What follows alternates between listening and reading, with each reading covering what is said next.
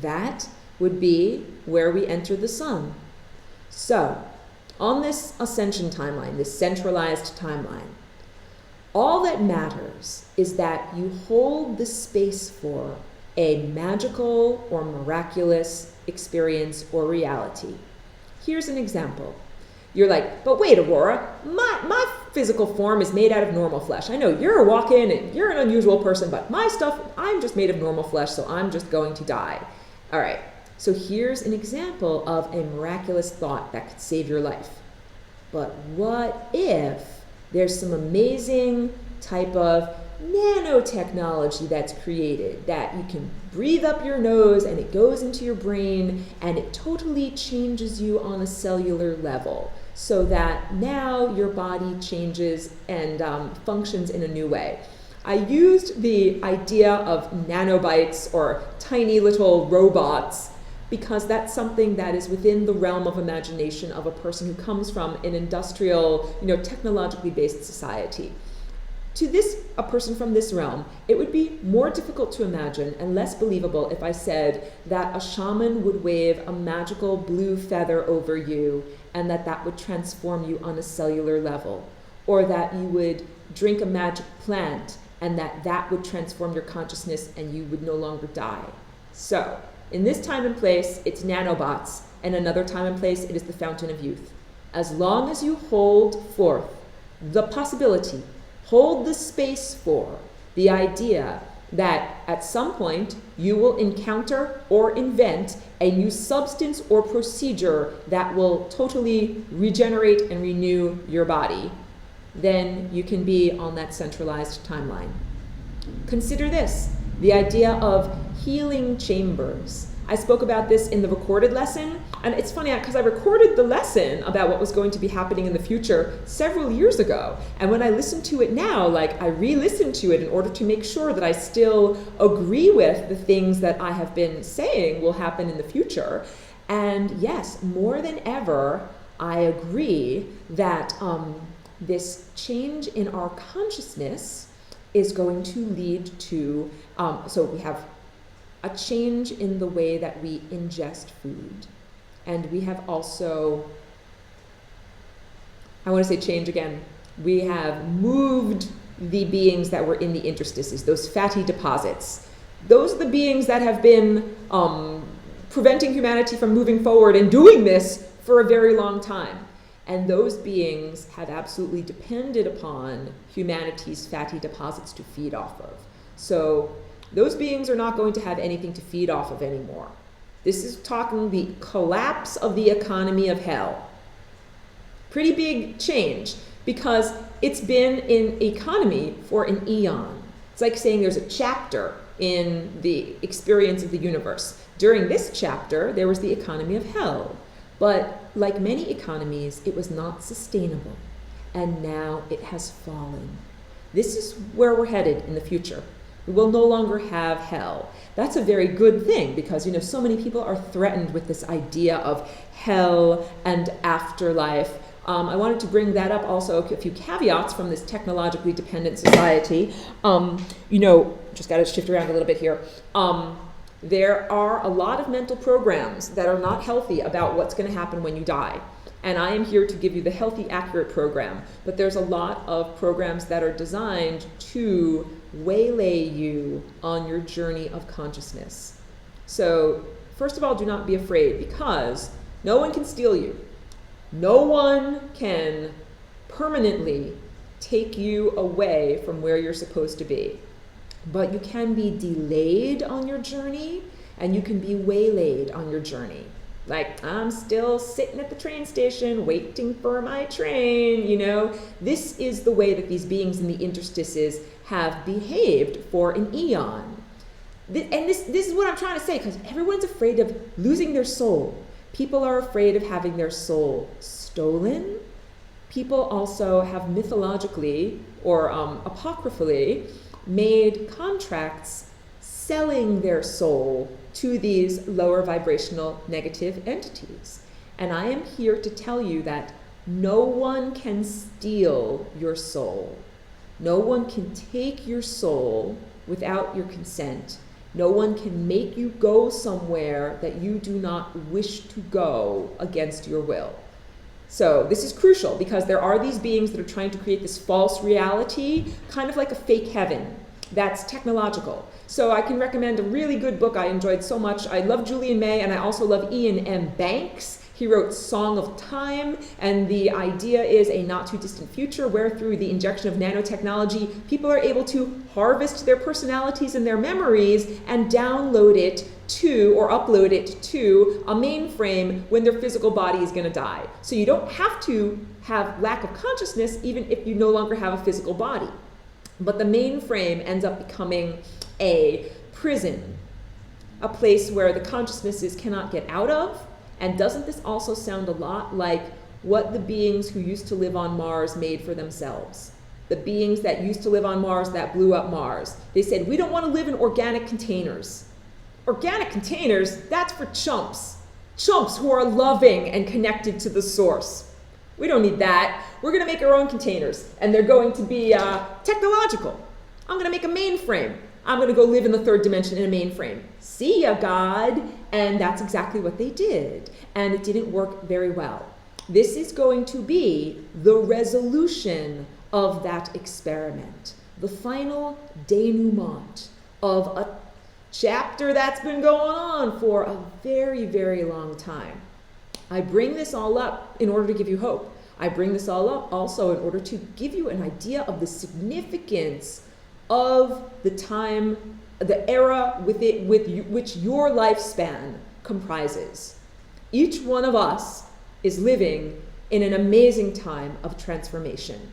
We will witness the exit of the old combustion-powered reality and enter into a new reality that is powered by pure spirit and consciousness.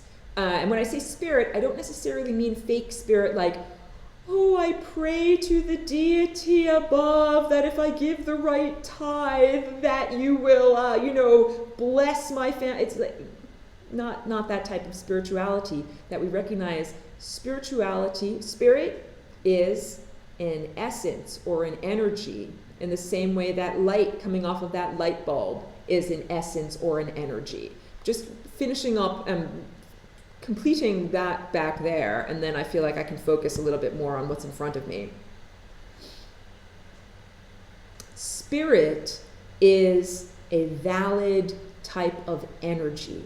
And I know that human culture right now does not necessarily validate spirit in the same way that it validates electromagnetic light. Like I can see light with my physical eyes. Other people can see light with their physical eyes. We can take a picture of it with the physical camera. We can all talk about what the light is doing. People feel a lot less comfortable talking about consciousness and talking about spirit because there is not necessarily consensual perception. When we become telepathic, when we activate our higher consciousness, we will have consensual experiences of the spiritual or non-physical realm. So this is another thing that I want to make everyone aware of. You know how there's like virtual chat rooms where people go into and interact with a whole community of people? There's a hyperspace chat room that right now very few, I don't know if anybody on Earth is really able to enter in. It's the galactic chat room. It's populated by, first of all, immense consciousnesses who are unconditionally loving, very sophisticated. When I say loving, what I mean is that, you know how on Facebook people post things and they say, you're stupid, or what you posted was dumb. Like people are insulting towards one another, or I call that feeding off of one another. When you feel better at someone else's expense, that's feeding off of them. Higher dimensional beings have their own innate divine connection to source. They have no need to feed off of you. Let that sink in. That means they don't need to make you feel little for them to feel big. They don't need to say, you're nothing in comparison to me. You're small. You should listen to me. I'm big. I'm a big, fat, second grader, and you're only a first grader. No. This is what I'm talking about. Right now, the people that you've probably been in touch with, the consciousnesses that you've been in touch with, have not been the 6th graders or the 12th graders. 12th graders are awesome to talk with. You know why? They're fascinated with babies. Babies do not want to hang out with 3-year-olds. You know why? 3-year-olds are totally condescending to babies. 3-year-olds are like, you're such a baby, you're still pooping your pants. I was over that 2 years ago, you know? They're acting false, sophisticated. 12th graders, or, adults, are fascinated by watching babies as they go through their stages of development because they're able to compare it to themselves from their current perspective of adulthood. Like, this is the benefit of being a professional babysitter or a nanny or an aunt or an uncle, when you can see, like, look, my little niece just learned how to crawl, or look, she's putting together this and that. When you get into the higher dimensional chat room and you connect with beings that are truly loving, they will be fascinated by the quirks of your perception from your present state of being. If they are anything less, then they don't deserve to be interacting with you. So anyone who is critical or negative, like saying like, you're nothing, or you have an ego, or you are somehow not worthy, none of that is what goes on in the interdimensional chat room. And that's also why most people on Earth are not in the interdimensional chat room yet. We're kind of blocked out of it. And there's this static umbrella of really stupid entities that are like the 3rd graders, and they're like, you are babies, we don't like you. These are the oppressors of humanity. I hope that I have given a clear characterization now of the dynamics within which you live. I have given you context. Context is meant to be empowering. Even though you might be living within a society of beings who totally denigrate you and condescend to you and look down on you and want to keep you enslaved and small, that's not the larger perspective. The larger perspective is that there are very loving beings that are really interested in interacting with you. And humanity is simply going through transformation and hygiene. So, something, we're coming like out of a war zone. When someone comes out of a war zone, if they've got some PTSD or some tics, you understand where it comes from. We are coming out of an era of mental torture. We still live in an era of mental torture. If any of you have addictions that you struggle with, if you quit cigarettes years ago, but sometimes you're like, I wish I had a cigarette right now.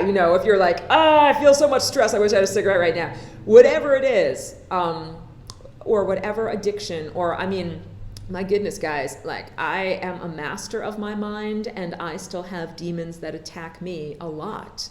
So I know it's like there's no relaxation until we really resolve this. And that's why I'm here. So this is the era of resolving things. We are resolving these issues. I want to say we're resolving karma, but maybe a better way of saying it is we are bringing things back into balance. And each one of our lives will improve immensely. First of all, when you think back on this conversation, you'll be like, I remember when Aurora was doing lesson 20 and who I was and what I was experiencing. When you compare, let's say 50 years from now, what you're experiencing to who you were now, you will be an amazing being. You're like, wait, 50 years? I don't know how old you think I'm going to live to be, Aurora.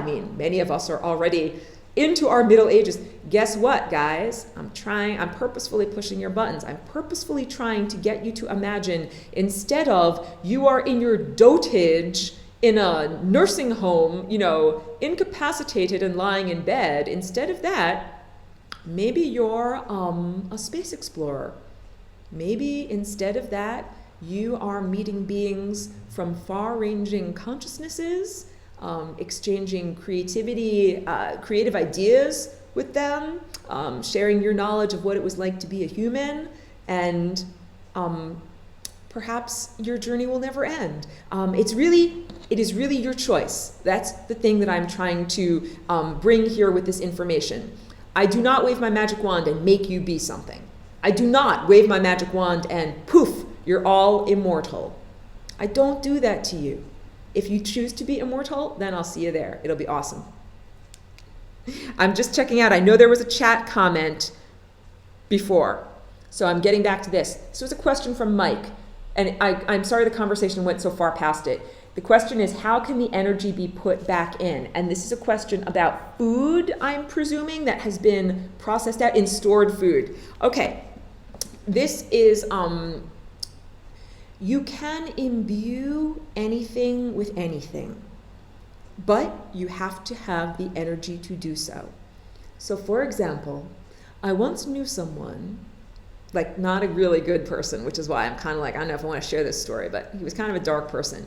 But he really believed, from back in the 60s, he had taken a lot of LSD. And he told me a story of how at one point he had gotten to such high levels in taking LSD that he looked at a glass of water and he thought, I, with my mind, am putting LSD into all of this water. And then, instead of taking more LSD whenever he wanted to have a trip, all he had to do was drink that water. So this, I'll give you another one, okay? And this is a person I love to talk about, Therese von Neumann, from the 1940s in Bavaria. She was a stigmatic. Every Friday she would bleed from her hands and feet and her forehead and relive the passions of the Christ. And when she wasn't busy bleeding sympathetically with Christ wounds, she was incredibly devoted to the Christ consciousness and created shrines and things like that.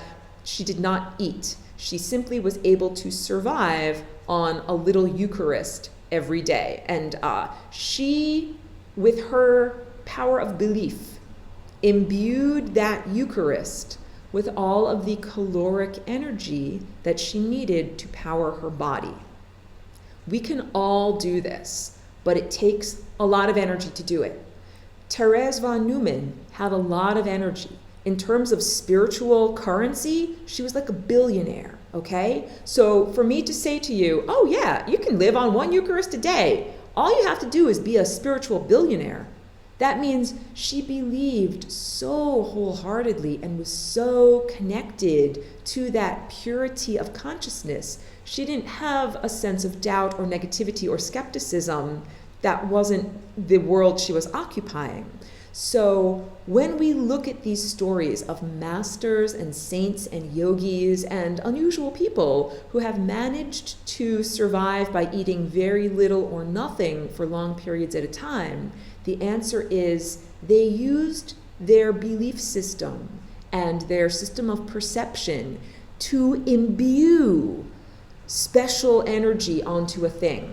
And the point is, you have to really believe. I could be like, I'm imbuing my pen with calories, but if I didn't really believe and I ate it, it would just be metal. It really wouldn't transform at all.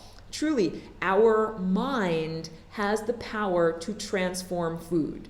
So there's a couple of things that you can do. All of that being said, when I eat like at a communal meal, I recognize that sometimes some of the food, the ingredients are not the best ingredients. They might be genetically modified, or there might be whatever sugar or something in there that's just not really good for me to eat. I always bless my food, and blessing can be verbal or it can be internal.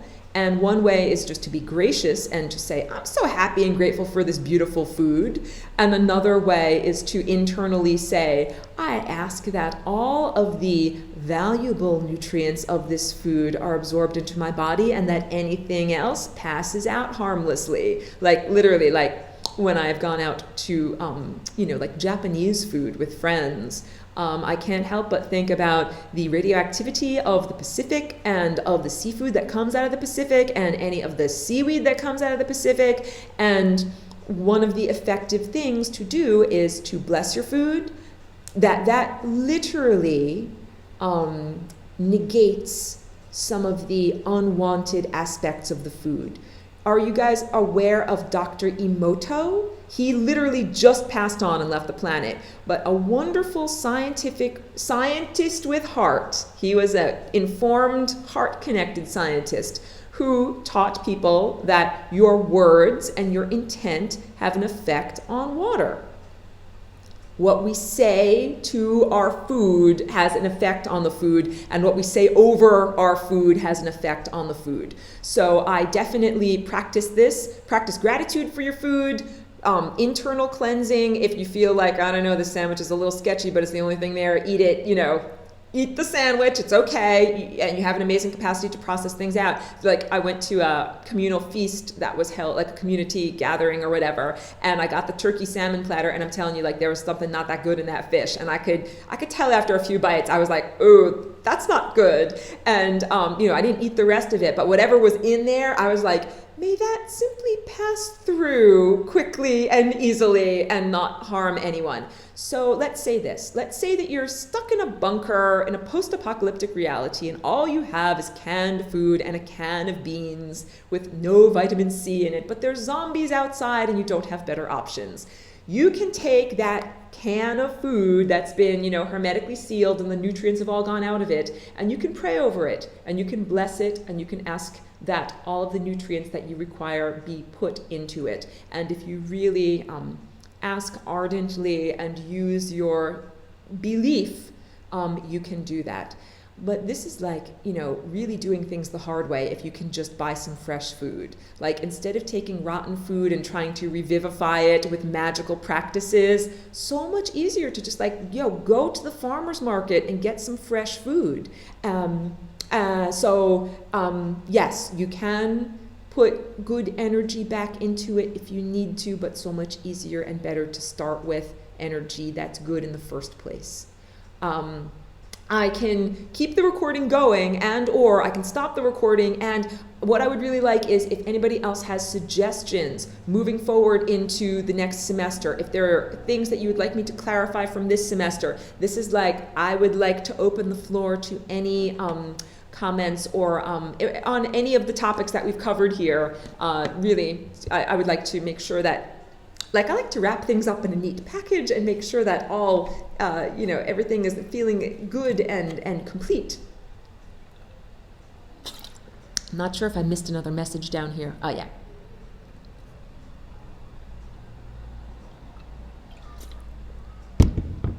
Okay, I'm going to just stop the screen record so that it doesn't get to be too long, because it takes a lot of time to upload.